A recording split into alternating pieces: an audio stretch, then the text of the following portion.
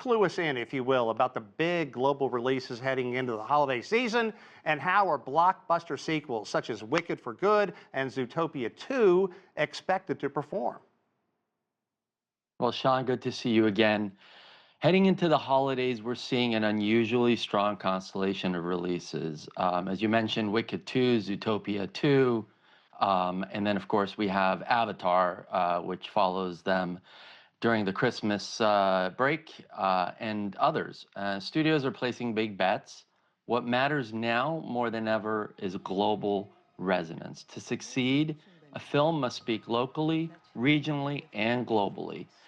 And when I think of the holiday slate, I'm optimistic. Audiences are really hungry for event cinema, and we're entering a moment where the global marketplace matters perhaps more than ever. Yeah, I think that's, you hit the nail on the head. China's film industry has had a big year, especially with various Ne Zha 2 worldwide releases. Talk about this movie, because China is a nation with thousands of years of history, and so storytelling is just in its DNA. Do you think that it has paved the way for more international releases?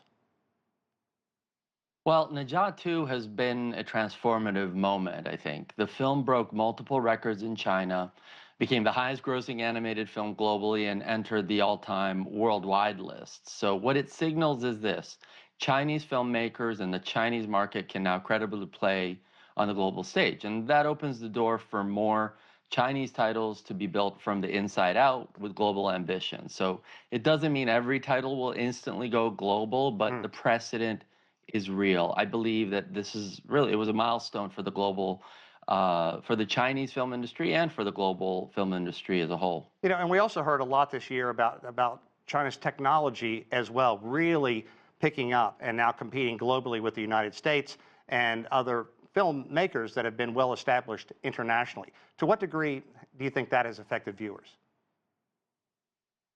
Well, I think technology certainly has helped create bigger, more exciting, more animated films than ever before.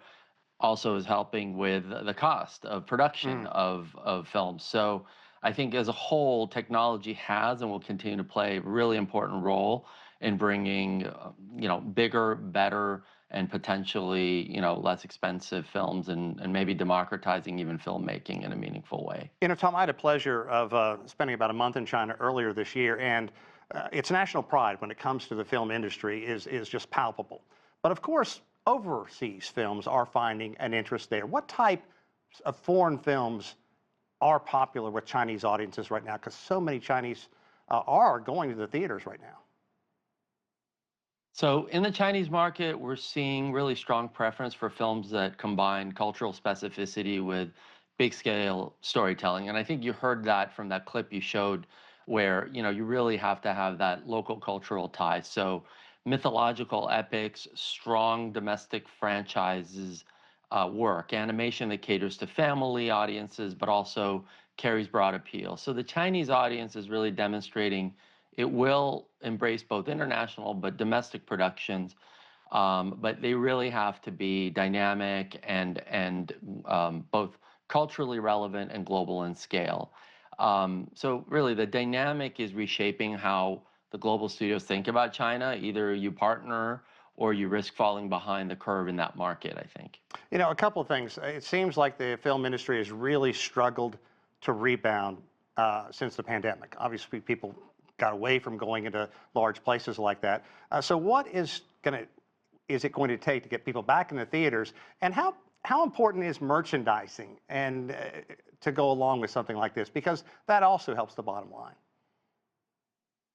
Well, first of all, I mean, in terms of the box, I think you stated correctly that there has been a difficult year for the box office, and we are seeing signs of recovery.